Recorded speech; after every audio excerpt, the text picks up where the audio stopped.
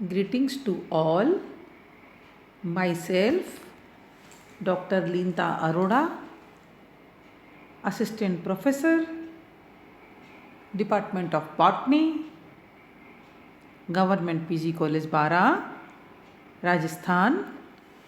Today, we are going to study about general characteristic of algae. Students, आज हम शैवाल के सामान्य लक्षणों के बारे में चर्चा करेंगे। एल्गी, जिसे कि सामान्य भाषा में अपने यहाँ पर राजस्थान में सामान्य लैंग्वेज में इसको काई या कंजी के नाम से पुकारा जाता है। एल्गी शब्द की उत्पत्ति लैटिन भाषा के शब्द एल्गा से हुई, जिसका अर्थ है समुद्री खरपतवार, सीवीड्स। इस शब्द का सर्वप्रथम प्रयोग लिनियस ने किया था। यूनानी भाषा में एल्गी को फाइकोस कहते हैं। शैवाल के अध्ययन को शैवाल विज्ञान या एल्गोलॉजी या फाइकोलॉजी व इसके अध्ययनकर्ता को फाइकोलॉजिस्ट या एल्गोलॉजिस्ट कहते हैं। शैवाल आपस में आकार, प्रकृति, संरचना, कार्यकी व जनन में विविधता दर्शाती है, डिफ्रेंशिएशन शो करती है। Algae, they are thallophytes which have chlorophyll as their primary photosynthetic pigment and lack a sterile covering of cell around the reproductive cell.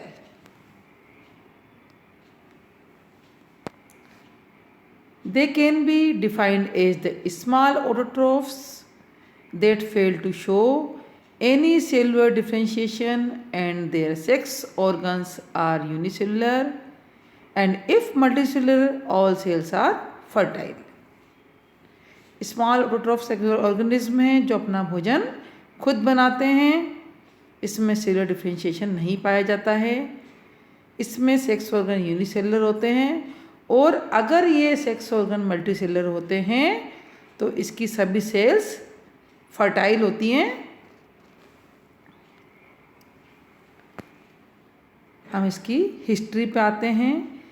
Algae are small autotrophic plants that fail to show any cellular differentiation. In simple, we can call it chlorophyllous thallophytes. इसे हम chlorophyllous thallophytes के नाम से पुकार सकते हैं। Algae in Latin means seaweeds. The algae word first used by Carolus Linnaeus 1753 for a group of bryophyte। 1753 में सबसे पहले एल्गी शब्द को कैरोलस लिनियस ने प्रयोग किया। The actual delimitation of a group plant from their macroscopic features naming as algae was done by Anthony Laurent de Jussieu 1789। The branch of botany under which we study about algae is known as algology और phycology। जिस branch के अंतर्गत हम algae की study करते हैं उसे algology या फाइकोलॉजी के नाम से पुकारा जाता है। The father of algology is Felix Hugh Fritsch. Fritsch को इसके फादर के नाम से जाना जाता है। The father of modern algology is William Henry Harvey. William Henry Harvey को फादर ऑफ मॉडर्न एल्गोलॉजी के नाम से जाना जाता है। The Indian father of algology is MOP Iyengar. MOP Iyengar को भारतीय जो शैवाल वैज्ञानी हैं एमओपी आयंगर, उनको इंडियन फादर ऑफ एल्गोलॉजी के नाम से जानते हैं। The book wrote by F.E. Frisch was the structure and reproduction of algae, volume 1st and 2nd in 1935. The two main phycologists of India work on algae, Arendt Singh, Antofixing with help of blue-green algae. P K De pioneer of nitrogen fixation. दो main phycologists हैं जिन्होंने कि algae पर कार्य किया। एक तो हैं RN सिंह जिन्होंने कि ब्लू ग्रीन एल्गी पर कार्य किया जो कि नाइट्रोजन का फिक्सेशन करती हैं। दूसरा पीके डे है जिन्होंने पायोनियर नाइट्रोजन फिक्सेशन पर कार्य किया।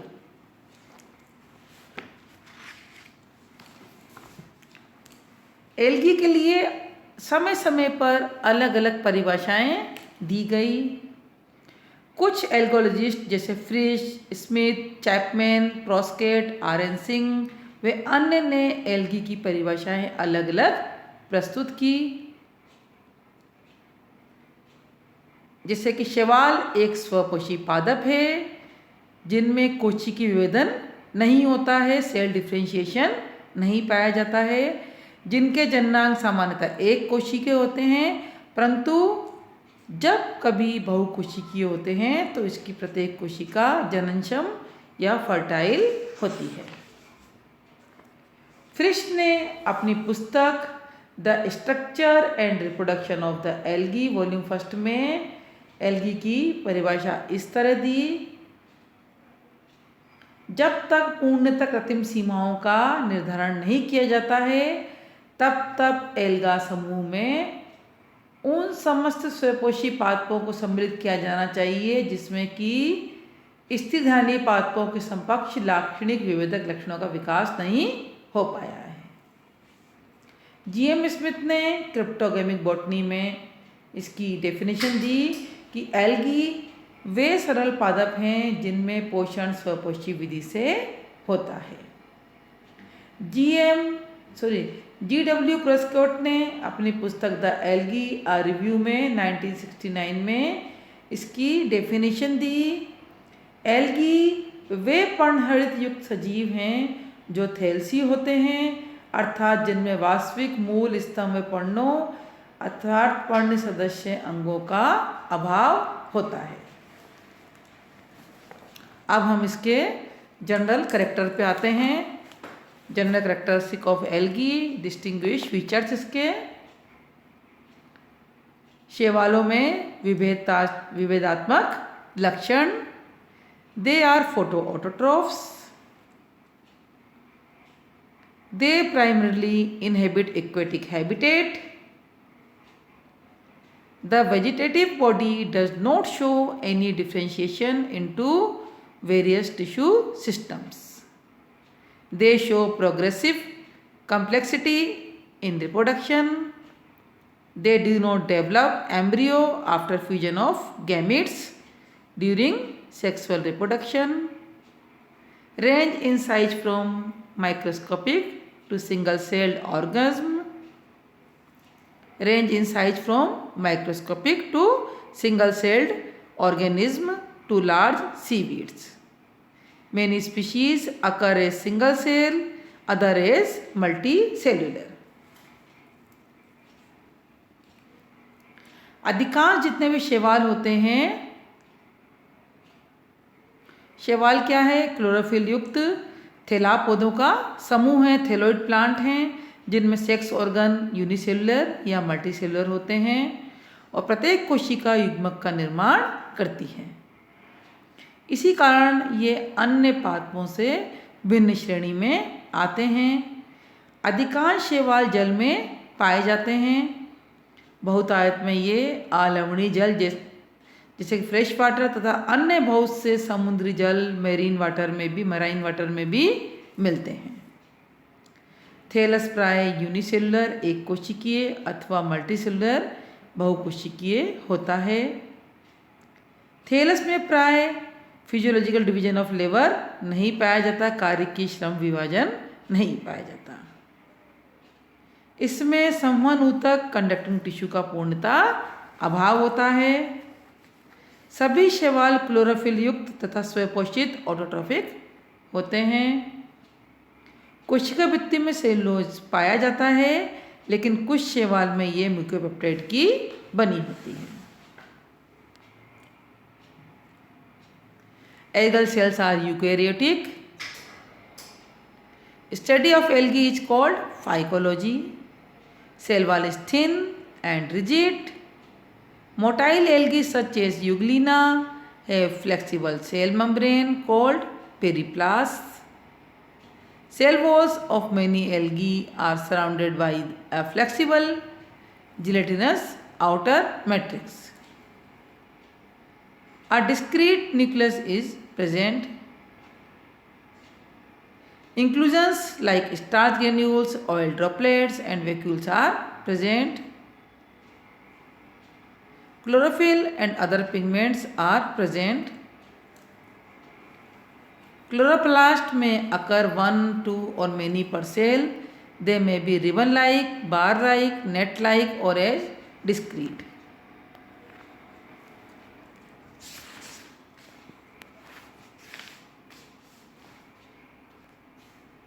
कुछ शैवालों में हरित लवक के अलावा भी कई वर्णक पाए जाते हैं, जैसे नीले रंग का वर्णक फाइकोसाइनिन, भूरे रंग का वर्णक कैरोटीनॉइड्स, लाल रंग का वर्णक फाइकोएरिथ्रिन कहलाते हैं। संचित भोजन मुख्यतः स्टार्च के रूप में मिलता है तथा कुछ में वसा व तेल के रूप में भी पाया जाता है। जनन इसमें कायिक, अलैंगिक व लैंगिक विधि द्वारा होता है। जनन अंग जो इसके होते हैं वो एक कोशिकी के होते हैं, परंतु कुछ में ये बहुकोशिकी होते हैं, वे ये स्टाइल आवरण से ढके हुए नहीं होते हैं। बहुकोशिकी की स्थिति में समस्त कोशिकाएं जननक्षम फर्टाइल होती हैं। अलैंगिक जनन चल बीजाणु, सुप्त बीजाणु, अचल बीजाणु, जनक बीजाणु, निषेध बीजाणु व चतुष्की बीजाणु इत्यादि द्वारा होता है। लैंगिक जनन समयुग्मकी आइसोगेमस, असमयुग्मकी एनाइसोगेमस व विषमयुग्मी ओगेमस प्रकार का होता है।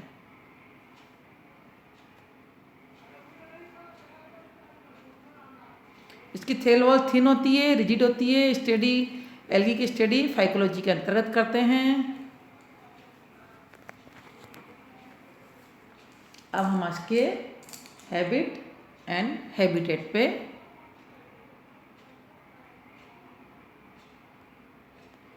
आते हैं। They may be free floating, free swimming और attach to the bottom in the shallow water. According to habitat, algae can be classified as follows.